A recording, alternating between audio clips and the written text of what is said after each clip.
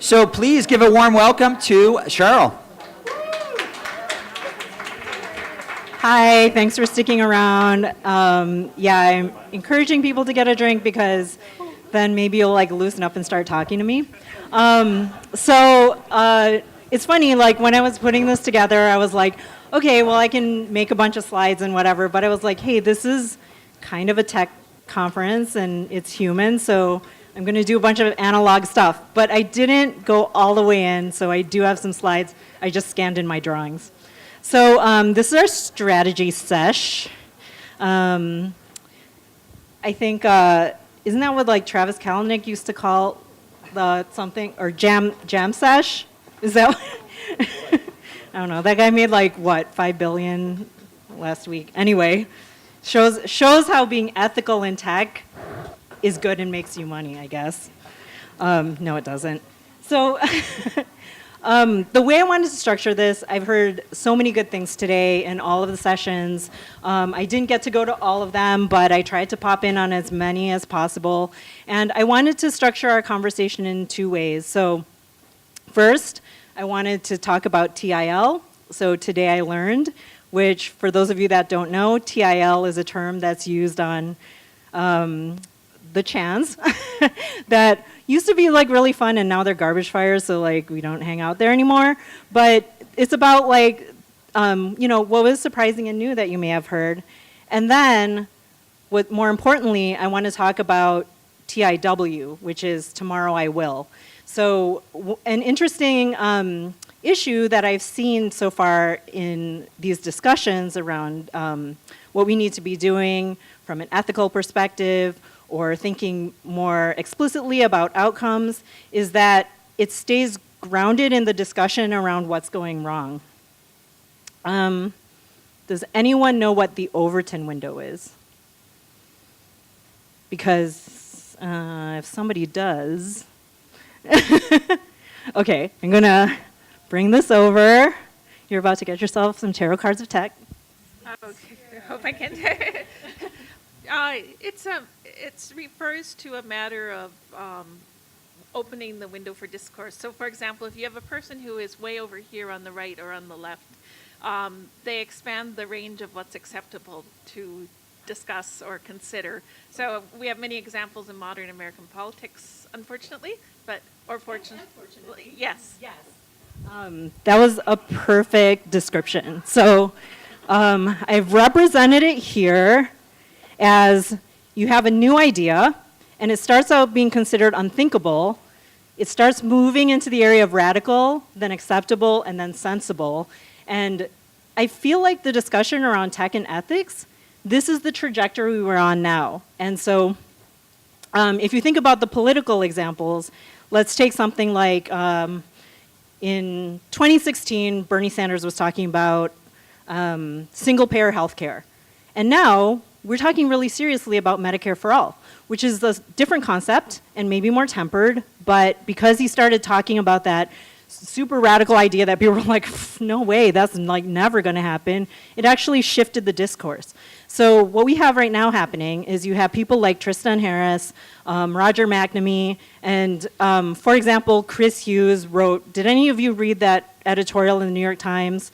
Chris Hughes just threw a bomb into Facebook, I guess, and left because that was that's pretty crazy as a co-founder, and he's out here saying Facebook needs to be broken up. So we have that criticality. We have that open window.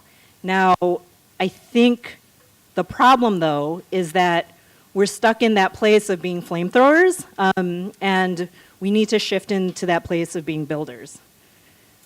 So let's talk really quickly. I won't dwell too much on this part, but I'd love to hear about some of the things that you've learned today. So what are the things we heard today that are surprising or new? What are some things we heard today that are gaining traction? And then what are some ideas your organization needs to adopt? And I'm going to take notes, and hopefully we can share these with you after today. So let's start with the first one. What are some things we heard today that are surprising or new? Anybody heard some? Yeah. Anybody heard? If you want to. participate, and I will run to you. Sure. So one thing is what we're fundamentally talking about are power structures, existing power structures, who has power, who doesn't. And the work we need to do is changing those power structures. Awesome. So existing power structures. I think what I heard Amanda on the last panel say something really awesome, which was if you hold the power, it's your job to give it away. And I think that, and also Laura said, when we talk about privacy, what we are actually talking about is power. So I love that. I love that the discussion is in that space. What are some other things that we heard today that are new? The idea that you can think of ethics as like a fact-based and like evidence-based set of things as opposed to something that is like fundamentally unsolvable. So that ethics is an evidence-based practice, I guess. Yep. That was Reed's. Yes, that was Reed. He's been educating us now for a few weeks on that at Artefact, where he is. Which is kind of a plug for Reed. I think something interesting for us is that when you bring in an ethics consultant, it really levels up your conversations about ethics. He's also very prickly. Anything else? Yeah, in the back. Yeah.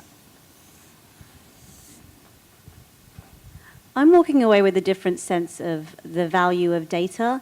I always knew that data had value, but now I'm kind of translating that more to a monetary value. I'm coming from the perspective of individual education and empowerment from a consumer perspective. And I'm going to change the way I talk about data as actually having something value and something that I own, even though policy might not reflect that yet. Yeah, I felt that that was coming up. I think we're recognizing that with data collection comes a lot of power and privilege, and that there is currently an imbalance between the collection of data and those whose data is being collected. So that's a power dynamic that needs to shift. What do you feel like are some ideas that you've heard today, that you've heard before, and you feel like are gaining traction? And Sheryl, I think we have one.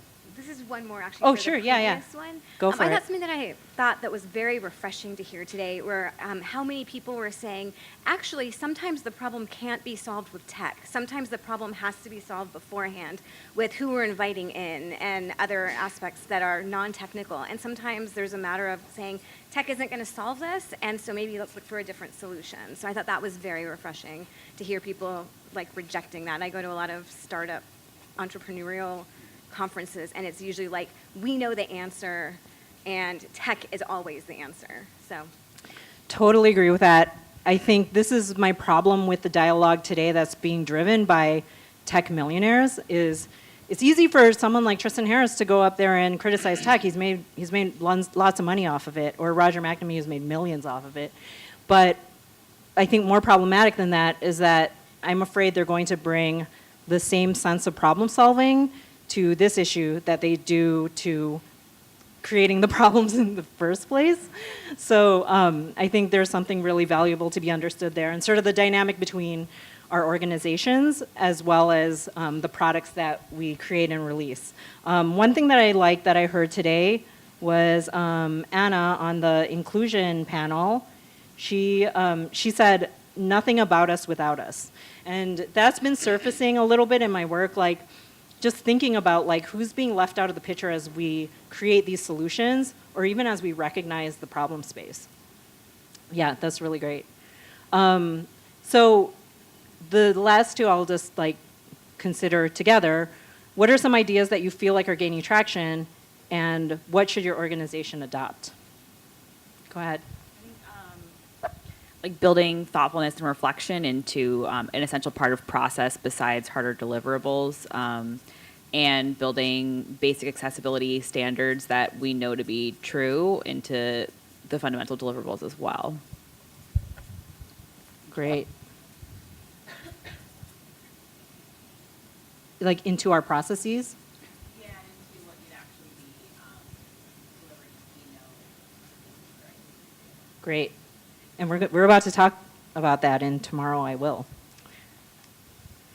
Creating spaces for healthy debate and disagreement that are sort of safe as well as inclusive and are ultimately action-oriented.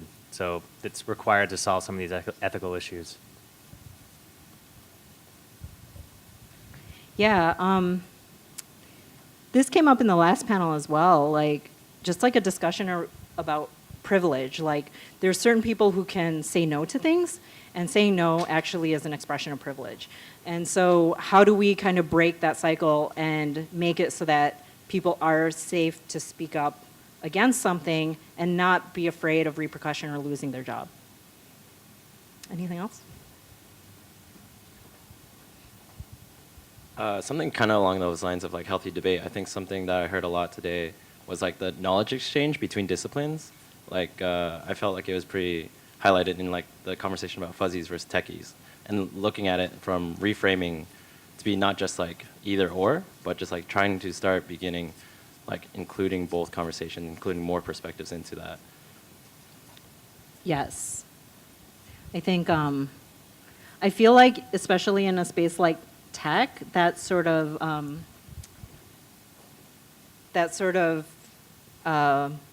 bifurcation is actually pretty damaging.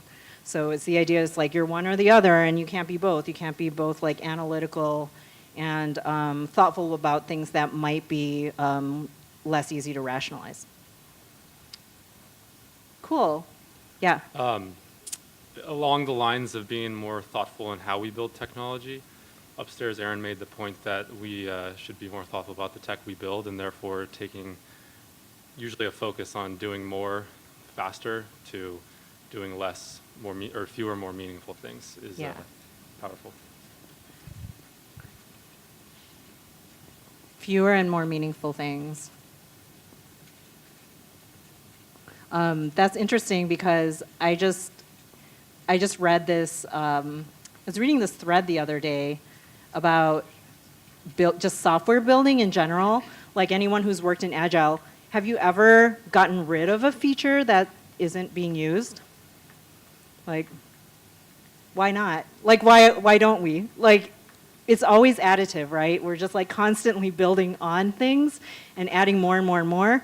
And sometimes that's actually counterproductive. And so how can we kind of change that mindset and actually do that thing that Corey is saying about being more meaningful and intentional and building fewer things might be part of that. Okay, so I'm going to stop this half of the discussion, and we're going to talk about Tomorrow I Will.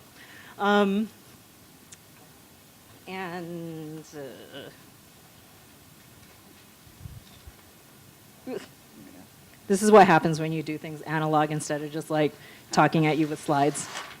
It gets physical. So my prompts here, one thing we've been doing at Artefact is we're working currently with Omidyar on the sort of strategy for what comes next with the ethical OS. So my question is, has anyone here used the ethical OS? David Ryan, I'm not going to give you tarot cards. I think you already have some. Anybody, who's heard of it? Okay, just choose someone to give them to. Well, we'll give out 2 seconds. EthicalOS.org, I believe. Yes. So we're helping Omidyar with this. And I think kind of working on this research and strategy project, and we're talking to a lot of technologists who are kind of worried about being able to take a more ethical lens to their work. But they're not really sure, they're stuck in terms of like, how can we translate this concern into something tactical that we can actually use from day to day? So my prompt is, what do we need to push these ideas forward in my organization? And the way we've been thinking about it, and maybe this helps frame our discussion, is that we find that there's kind of 3 categories of thinking around making ideas sticky in your organization. One is that you could have tools. So these allow you to kickstart the narrative.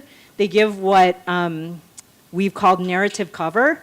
So if ideas seem like a little bit wild or off or whatever, you're like, oh, yeah, let's just try this out. It came from Artefact. Who knows what they're doing? Like, And like what happens is this is a good way to get traction without necessarily feeling afraid of surfacing something that might not be popular in your organization. You then have building of organizational momentum, so helping champions gain traction. Who are the people that you can find in the hallways who share the same ideas and bring closer together to actually start a movement? I think Google was really good at this in terms of the walkout, people really mobilized, right?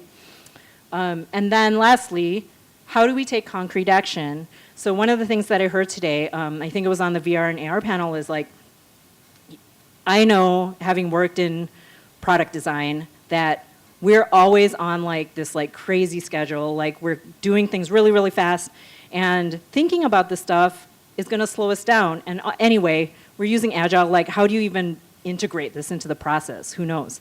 And so what concrete action means is how can we create process integration, which then helps result in culture change within your organization. And so thinking about these three categories, I'm curious if you've heard anything today or if your organizations are doing to kind of push the ideas that we heard about today forward. Does anybody, oh yeah, go ahead. I'm just going to throw this out here. I haven't heard it, but I'm going to say it. Creating a theory of change. Yeah. So where would you put that? I think I've kind of used it as process integration, but It's actually, I'll put it under toolkits. meta, maybe some meta. Well, it's under toolkits, but it helps enable the. It's under toolkits, but it helps enable the other two because it speaks on what is the current state, where do you want to go, and how do we get there. So it kind of goes through the whole flow. Yeah, this is definitely something we've been using at times on our own products or projects. And I've learned it from working with philanthropic organizations and carrying it over into tech, where it's not common to have a theory of change. And I think it's actually a great way to tie to the outcomes you want, both organizationally and with your products. I wanted to mention one thing. As a toolkit, we do this every week. At our office at Greater Good, we have something called a gut check. So both the two co-founders and I field business development calls, and then we spend about half an hour filling out this 45-question survey to basically shield our team from us and our egos so that we can have accountability and have people question whether or not the BD is real or if we just really want to do something. So every single Monday, we then review the gut check and then call bullshit out on anything that we wrote down. It saved our company. So I like that idea of like protecting you from yourselves. So it's protecting yourself from your assumptions, I assume your biases, your need for like getting things done, which I think is very common in technology and design. Great. Anybody else?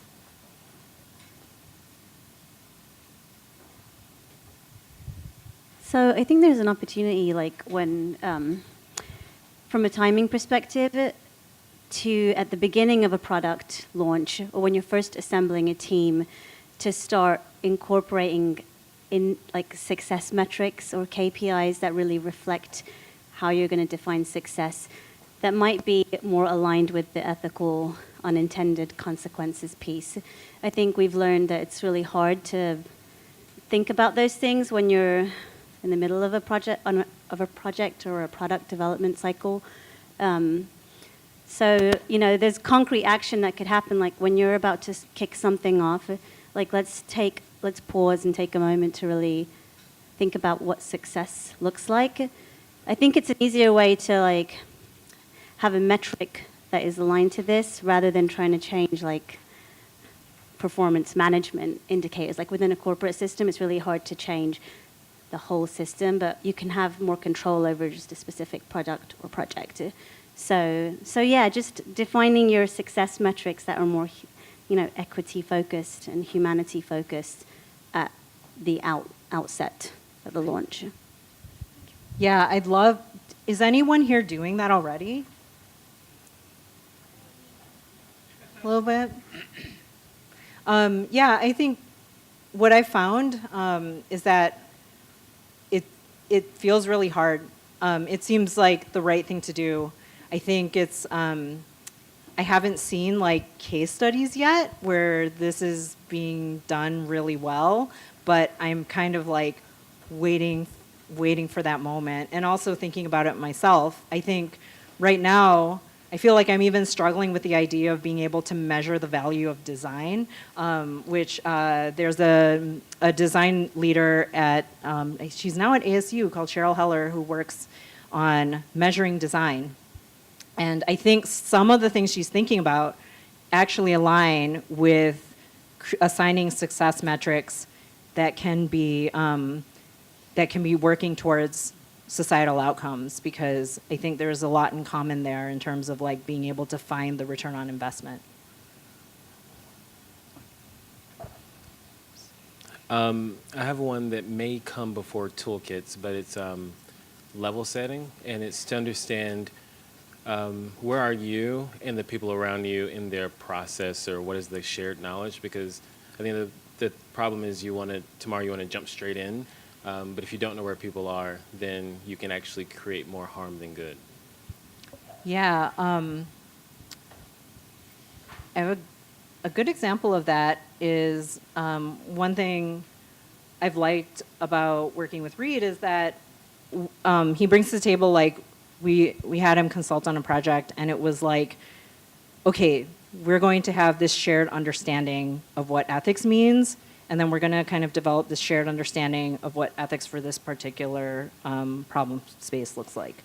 And what we were realizing, and like Rob was there for that session, and we were just kind of like, whoa, we like really didn't have a shared idea of what this meant before this. And so that level setting is so important, especially with these subjects, because you don't know, unless you're talking about it explicitly, you don't know where any of your colleagues stand on certain things until it comes out.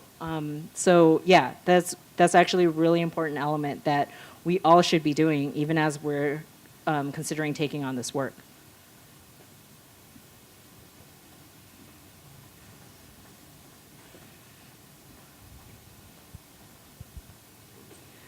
I'm not sure which category this falls under, but asking the right questions. So trying to, when you're defining the problem, ask who thinks it's a problem and who is it a problem for.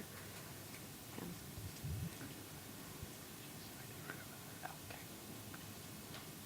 So asking, could you repeat that? Asking who is the problem? Is that? Oh. Oh, okay. You were saying, who is the problem? Who is the problem? I don't know. No, so who is asking for this thing? Who thinks it's a problem, and who do they think it's a problem for? That was from Shankar earlier today. Are those people in the room? Yeah. So, like, are we actually hearing from the people who are experiencing that problem, like where their need is living, essentially?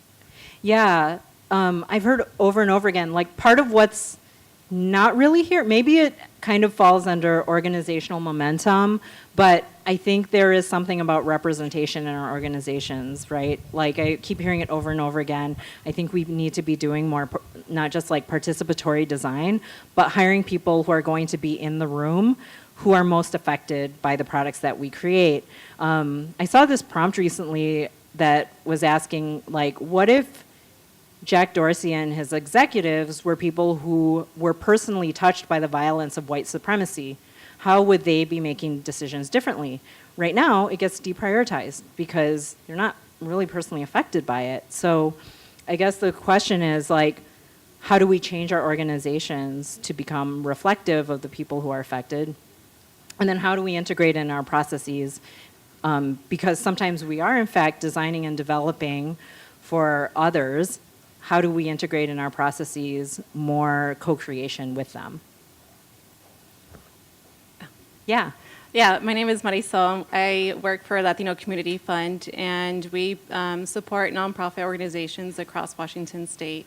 One of the initiatives we have is our Latinos in Tech program. It's a community-led collaborative in which Latinos come together. They're both professionals and students and everything in between, and we work on our own projects, whether it's a workshop, a hackathon, any of that. And we are currently working on a community mapping project, implementing the theory of change and thinking about how do we collect our own data and have ownership of that data.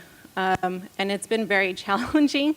And I think part of it, though, too, is we're trying to be mindful of how do we have make the process relational and not transactional, so involving the community, whether you're in tech or not, and really being out there at the forefront with community in building applications. And so I thinking, outside of your own community, what connections are you doing to foster those relationships? And it's a longer process, but I think it's again being intentional about how we're creating technology.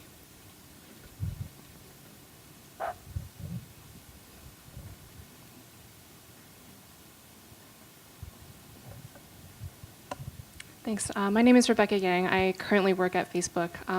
Under organizational momentum, from within the company, I need allies. I need mentors and sponsors who are going to help pay people for this work, make it a priority, promote people based on this work, and not view it as like a cute side hustle, but actually core work. Mm-hmm. And from outside the company, I need people, friends, 2020 candidates, to not demonize the company, because that is not going to, I think, move us closer toward a solution collectively. It is a company made up of many people like myself who are trying to do the right thing and figure it out. And it's really challenging, and obviously the company's messed up many things, but yeah, that doesn't help.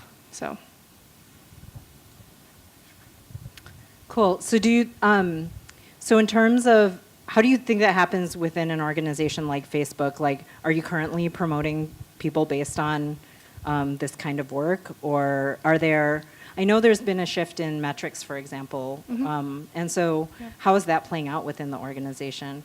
Yeah, so I think Timothy laid out this really great framework in our previous session. So Sheryl Sandberg has done a really great job of laying out the shift in how we're thinking about these issues and in operationalizing them. A lot of individual contributors like myself are also really passionate about it, but it's this middle manager layer that's the toughest to crack. And so for myself, like from where I sit in the organization, I'm trying to do a lot more work on allyship. So I'm currently in training to be an allyship facilitator, and hopefully next month I'll start leading these courses on my own for the company. And trying to include more diverse and global voices in our processes and in our decision making, and trying to get those voices in front of people who have power. Cool. Yeah. That's great. Anybody else? You again. No, I'm just kidding. I know, it's so terrible. It's so terrible. I talk too much. Oh my God. And you kind of said this, and I want to reiterate it, which is identifying the value, because I think the reason why the industry changed to be like more design centric was the understanding that design increased, revenue over 10 years by 200 and something % or whatever. And so like, I think there's also the same thing is like, how do you, well, I would say if we turn into like a tomorrow will do my research to understand what is the impact of the work we need to do and how does it tie back to business. Because there's a lot of information out there around how 1 percentage point increase in diverse folks in a company equals to 1% increase in revenue. And so like there are direct ties to money, and sometimes you can't get people to, like you can't lean on people's altruism, but you can lean on their money mind. And sometimes that's the best way to move the needle. Yeah, I think that's actually a huge challenge are things like hypergrowth in the industry. Like, for example, like if you're trying to make better decisions about engagement and about people's time spent on your platform, the fact that your company is entirely incentivized by the amount of time people spend on your platform isn't going to help you get the work done. So how do we create new incentives? How do we identify the value and maybe long-term growth strategies based on those new incentives? And I think the parallel with the uptake of design is actually super interesting because I think it has a lot of similarities to doing the type of work we're talking about today, which we know that it's going to add value, it's going to add good organizational health over the long term.